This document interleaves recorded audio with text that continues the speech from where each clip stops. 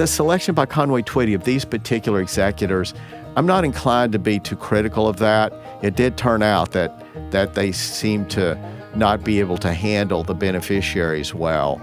And when you have that much bad feeling, often you suspect that these are executors that perhaps had insufficient sensitivity in doing the things they need to do. Yes, you probably have to offend people. Welcome to Life's Third Act, an enlightening look at estate planning, retirement, and beyond. Welcome to another episode of Life's Third Act. So we're going to continue talking about Conway Twitty. Now, it's not essential that you go back and look at the previous episode where we talk about his life and we kind of set the stage for then moving on to talk about, his death and estate issues thereafter. But it is helpful because we do, in the episode where we start our discussions with each of these people, we like to take time to kind of set the stage and draw attention to particular facts that may be helpful in understanding what happened thereafter. Not essential, though, so if you don't want to do that, hang with us. Today we're going to talk about the death of Conway Twitty and the issues that arose thereafter in all their litigious glory. Hope you enjoy. So we've talked about Conway Twitty's life, and we touched on the fact that he died in 93, that he married his third wife, Dee, was in 87, so a fairly short third marriage, at least compared to the previous two. And it should be mentioned also that Dee was 36 years old, I think, at the time of marriage, so pretty big age difference. And in fact, she's close to the age of one of the daughters, probably closest to the age of Kathy, I think. Let's see, there's Joni Kathy, probably closer to the age of Kathy. But in any case, this may have been relevant, maybe not, but as you're likely to anticipate, there's been some conflict relating to his estate. Conway Twitty had prepared a will. We don't know the exact date, but we know it preceded this third and final marriage. And this will was pretty simple and straightforward. He wanted all of his assets to be divided evenly among his 4 children. So that didn't apparently create a trust. We don't have a copy of this will. We tried to get a copy, and we're going to have to order it because this case is so old, and our lawyers would have to put in an order through the clerk's office, and it would take several weeks potentially. So we decided to charge for it without the benefit of some of those things that we like to have when we can get them from the courthouse when we're talking about, probate disputes. In any case, this was a will, and it was a pretty simple will.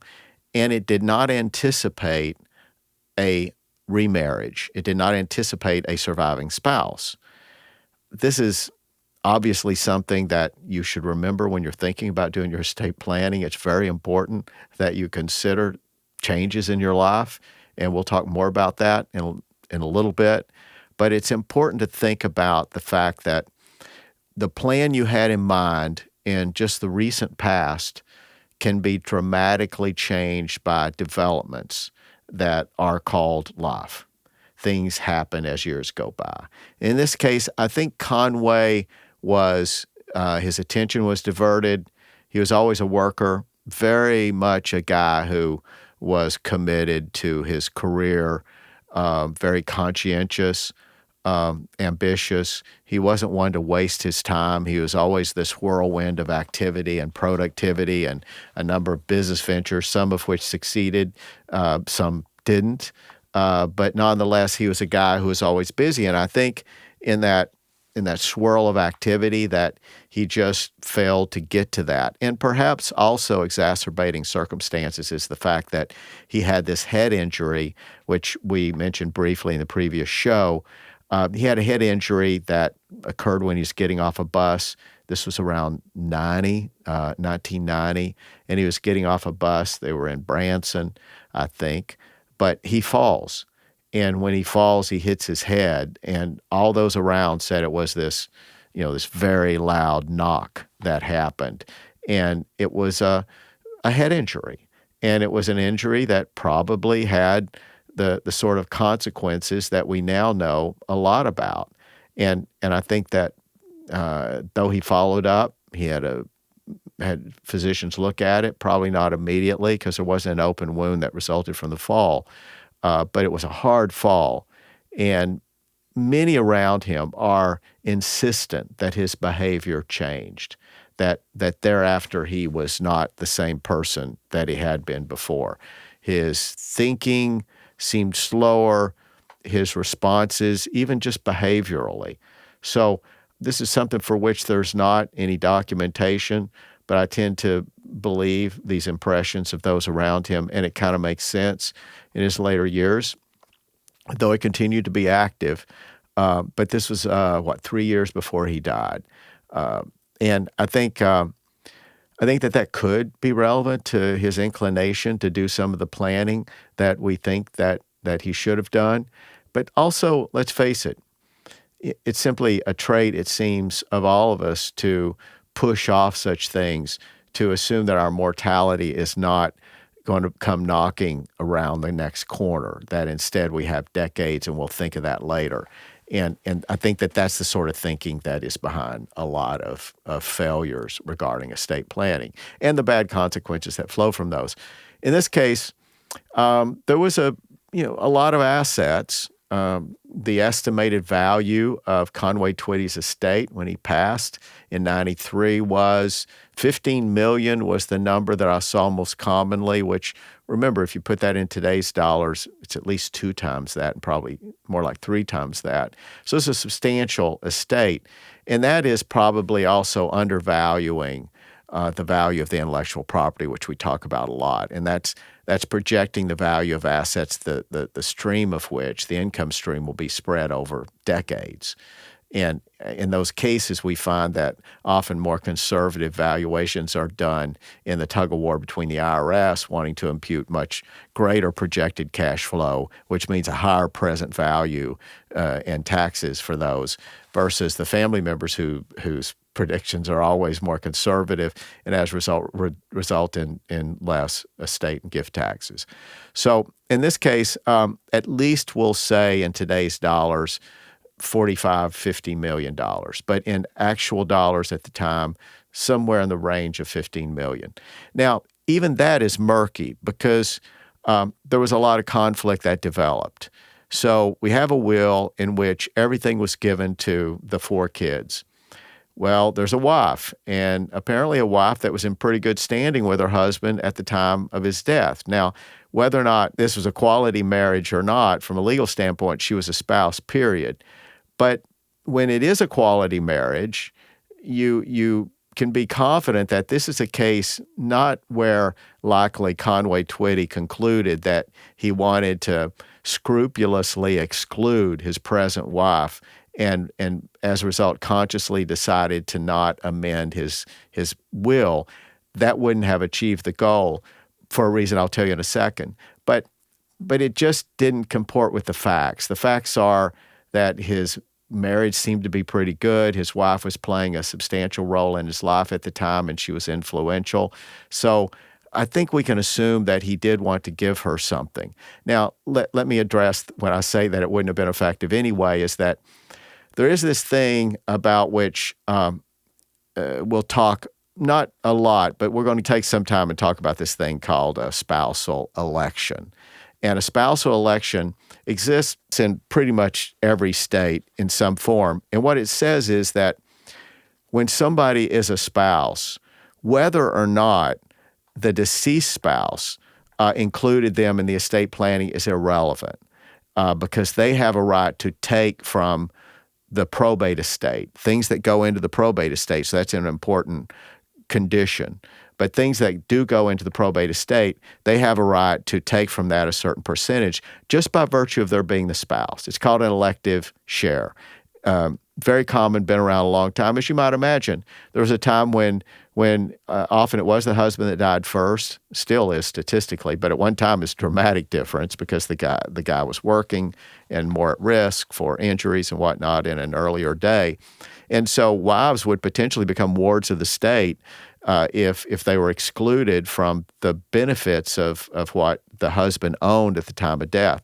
So I would venture to say, going back to 15th, say 16th century England, you will find similar legislation protecting a surviving spouse, especially a wife, to assure that there's money there for her support, and when there's minor kids, of course. But the spousal election is something that has continued to linger in the legislatures of virtually all the states, and it's worded slightly different. Sometimes it allows the person to have a third, sometimes more, sometimes a half. And in other cases, it varies with whether minor children can affect that. A few other circumstances, not many, will affect that. What is unusual, it turns out, is that the length of the marriage would affect that. And that, it seems, it's immensely reasonable for a legislature to assume that if a marriage has been real short, that maybe the intention of the deceased was not to give the sort of share they would give to a wife of 30 years or to a spouse of 30 years. So I think that, unfortunately, not many legislatures have chosen to amend their legislation to reflect that factor. Some have. Florida, it is a factor. And we'll talk about the fact that Conway Twitty was influential in assuring a change called the Conway Twitty Amendment to the spousal share statute in the state of Tennessee. So one thing I don't want to fail to mention is about the Tennessee legislature's spousal elective share law. Is that law, which is similar to the laws in a variety of states where you absolutely get, for example, 1/3 regardless of the length of the marriage. That was what was in effect. Well, because this resulted in what the legislature believed, and also due to the heavy lobbying of these children, especially Kathy, but they lobbied. This became a cause célèbre for them, and to their credit, they took this to the legislature, and the legislature itself was persuaded that when you have a marriage that's, for example, 3 or 4 years versus a marriage that is 30 years, you shouldn't treat them same in terms of the elective share, which kind of makes sense. Florida already has this, and several other states, but a lot of states don't. I mean, it's an all or nothing thing, or in other words, you either get the full elective share if you're married at the time of death, regardless of whether you've been married a day or 40 years. Or you don't qualify at all. So rather than simply have an all-or-nothing arrangement like that, I think that is appropriate that the efforts of the Conway Twitty daughters, Kathy especially, resulted in the legislature of Tennessee amending their statute. Now it's called the Conway Twitty Amendment, and the Conway Twitty Amendment specifically amends how it works for a spousal election, and they have a condition based upon if you've married a certain number of years, you get 10%, another number of years, maybe 15, and then 20, and then you work your way up to, say, the 30%. So I think that it struck a lot of people as being unfair that she could take 30% on a marriage that short where there were kids who were her age, in fact, or close to her age. So anyway, I just wanted to throw that in. So we have then the spouse who isn't mentioned in the will, but because she's a spouse, is eligible to claim in Tennessee 1/3 of the estate. So it may well be that given the quality of their marriage, that Conway Twitty would have wanted his surviving spouse to have 1/3. He may have wanted her to have more. But one could also suspect, though, that yes, he likely wanted his wife to have something, but did he want her to have a third? Maybe he wanted her to have 25% or 20%. We don't know because he didn't address the subject. And this is the sort of oversight that produced massive problems, I would say generational problems in this family. So not long after his death, there was a probate estate opened. There were 2 people named in the will to be executors. And keep in mind, executors are very important people. It's a powerful role. In some states, it's called a personal representative. Or if there's no will, it may be called an administrator of the estate. But whatever the title, it's a very influential role. and a very solemn role. It's a fiduciary responsibility. And it means that whoever has that has to scrupulously assure that assets are identified, that they're protected, that they're preserved. They have to assure that creditors are given reasonable notice, which that may not be notice that's calculated to always inform them, but it has to be sufficient notice that the law will say they had the opportunity to know, because once the gavel goes down, the assets are distributed to the heirs, and there's no opportunity for a creditor to come in, or for that matter, another heir to come in and say, oh, it should have been mine. So as long as the I's are dotted and the T's are crossed, if the executor does his or her job, executors in this case, there were two. If they do their job, then you can be sure that there's no problem of a creditor being excluded that would otherwise have a cause of action, and you can be sure that the identified beneficiaries are the ones that should have had it. And it also has to ensure, though, that that assets do not leak away, that personal property, that financial assets, that all the many ways in which things can happen when the person who owned them and cared most about where they were is gone, all those little ways in which things can disappear. And it could be, and more often is, family members who don't see themselves as doing anything resembling theft or even impropriety, but see themselves simply as, look, this was his scrapbook, and this is important to me, and he would have wanted me to have it. So personal items, collectibles, and things that may in fact have substantial value notoriously disappear through this process. So the executor has a responsibility of assuring that money in accounts is not taken out by people who might still have a right to take it out by virtue of a signature card at a bank, or being listed on an account as somebody having the right to access, to withdraw, to deposit. The executor's job is a very solemn job, and a judge has the right to reject somebody who's recommended in a will, but typically they will not. Judges will typically, it's unusual for them to not defer to a choice for an executor that is expressed in the estate documents, typically the will. So this person, in this case, two people who were prominent in Conway Twitty's life in the latter years, especially. These were two business managers. We'll talk about them in a few moments. But these are people who had a responsibility that in some sense, it's a thankless task. It's very hard to do this role and not offend someone.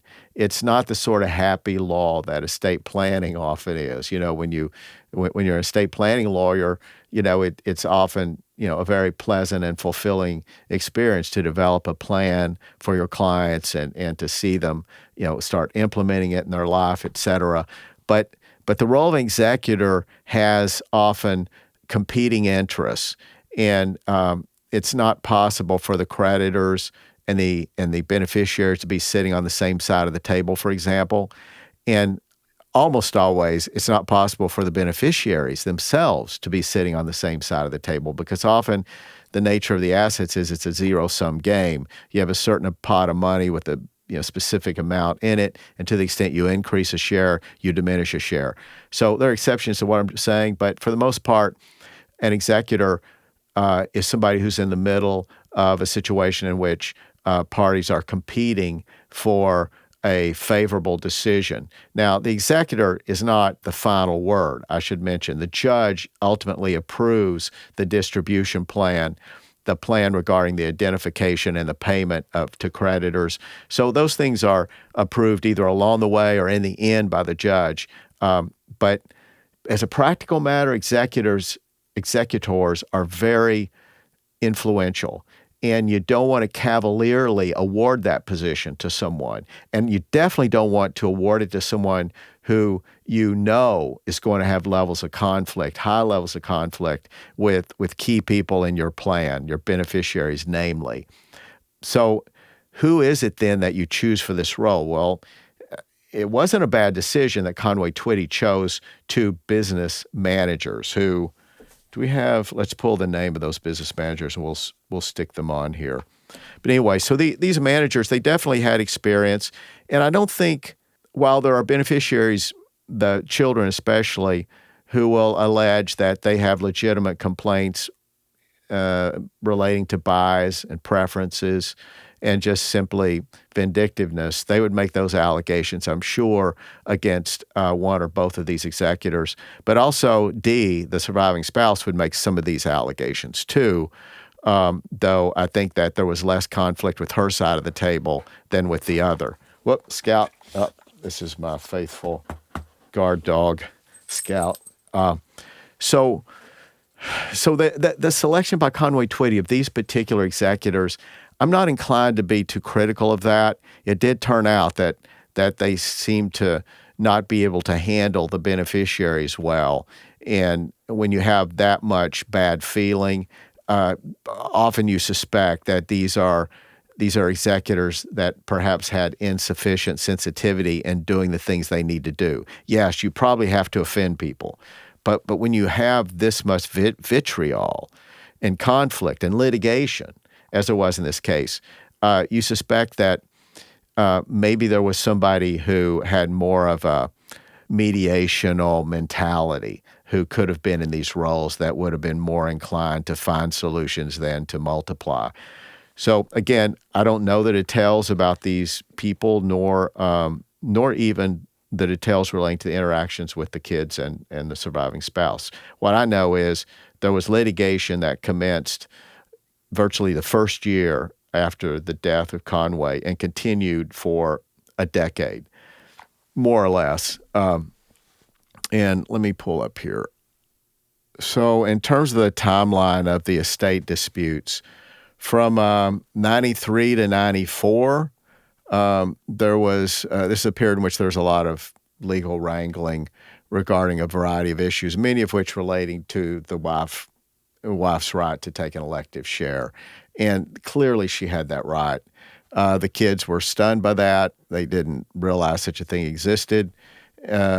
So when you had this conflict in the early stages in the 93, 94 period, this was when the court reached the conclusion that as to virtually all the personal property, and I'll say personality, and that's kind of a legal term. All it means is stuff that's not real estate pretty much, and in some cases would exclude financial assets like bank accounts. But all this tangible stuff, and there's a lot. When you have somebody who's famous, there's memorabilia, there's collectibles, there's musical instruments.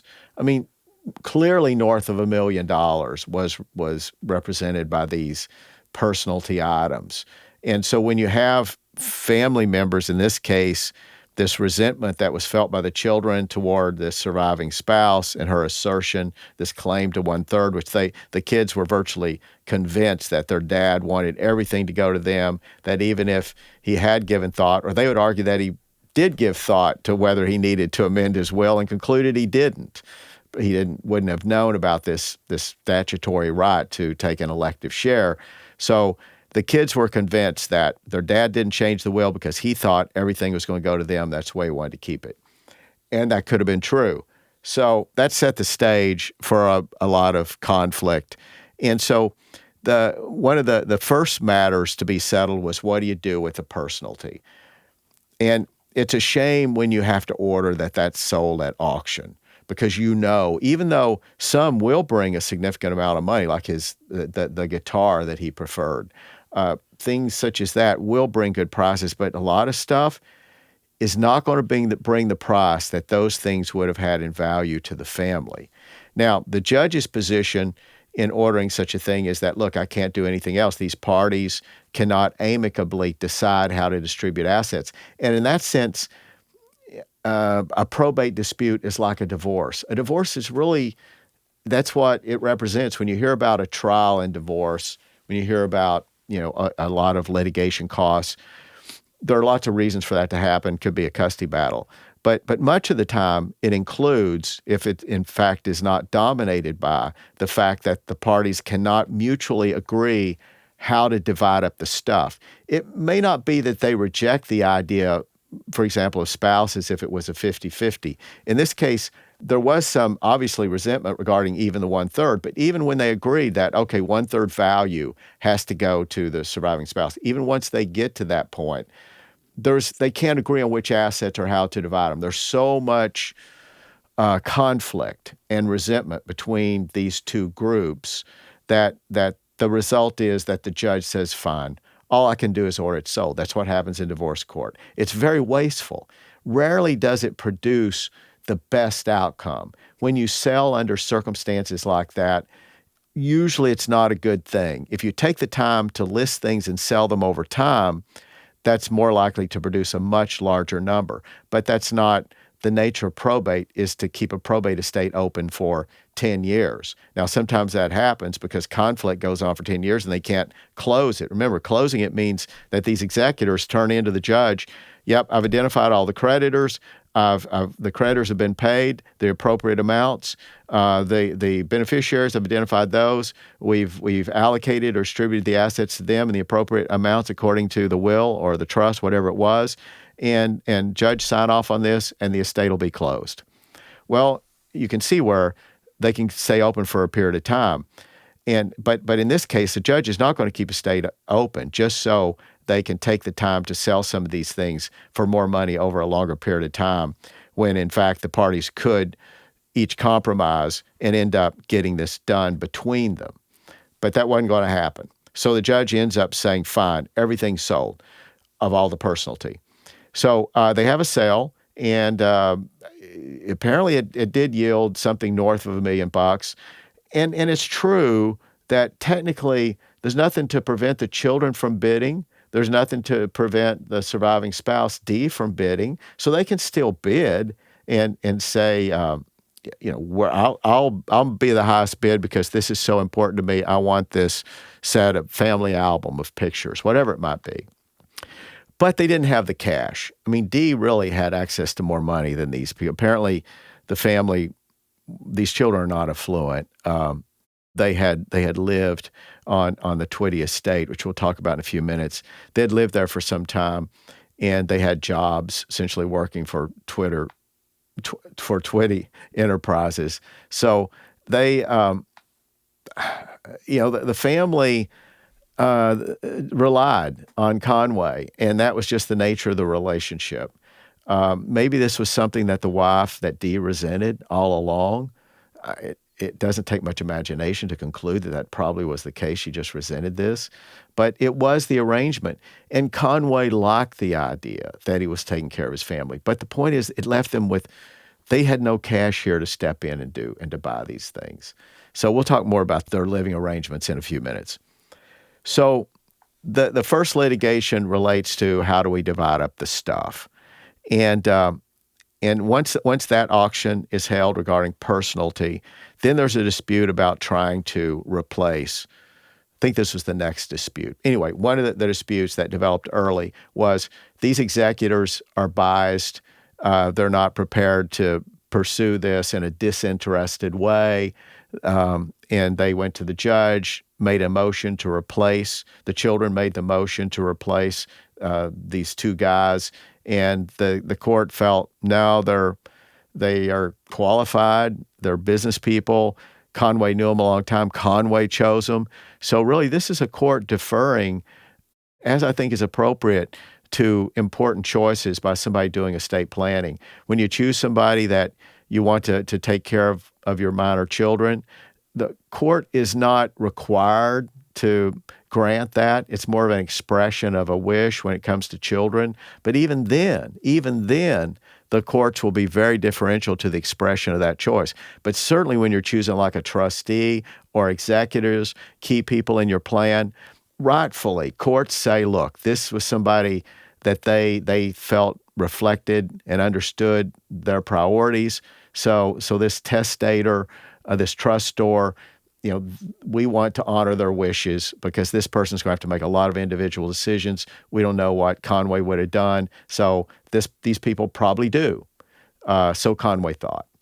So the judge denied that motion. Another decision that was made, which was a source of conflict, was these two people, not because I think that they, I'll just call them executors. The executors chose to hire D as almost a consultant, a manager to help sell, identify assets, to catalog them, to assemble them in a way that they can be sold to the best avenues of marketing, whatever that might have been, whether it's in an industry or perhaps other sources. At first, you wince and you think, well, gee, of course the kids felt that that's a corrupt scenario. But it doesn't mean it was, because like it or not, and this was the judges, when the children objected, the judge's position was that this person is qualified. I mean, in the inner circle, somebody in the inner circle, someone that has a shared interest with the kids, because the more money that's yielded, it means more for everybody, because what they're getting are percentages, not fixed amounts. So let's assume the division is 30-70 between the kids and the surviving spouse. So if the surviving spouse gets more money for something, then obviously everyone benefits from that.